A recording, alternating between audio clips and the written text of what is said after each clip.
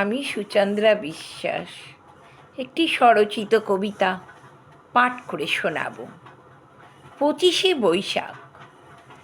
কবিগুরু, এই দিনটিতে তোমায় ফুলে ফুলে মালায় মালায় ভরিয়ে দিয়ে নয়, স্মরণ ও বরণ করি মোরা মোদের মনে।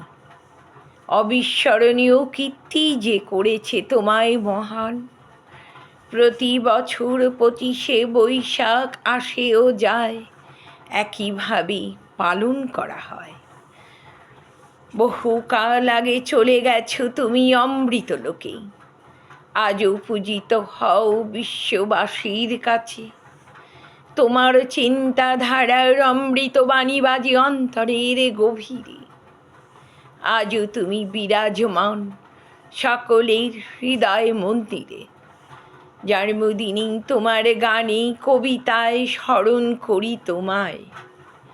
কবিগুরু, তোমার অনবদ্য রচনা গীতাঞ্জলি গীতবিতান পড়ে হয়ে যাই আত্মহারা। তোমায় বারবার করি স্মরণ, তোমার অমোঘ বাণী তোমায় করেছে অমর। কবিগুরু, তোমায় পেয়ে ধন্য হয়েছি মোরা।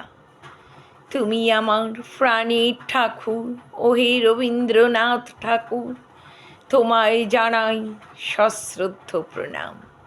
কবিতাটি ভালো লাগলে লাইক করুন, সাবস্ক্রাইব করুন।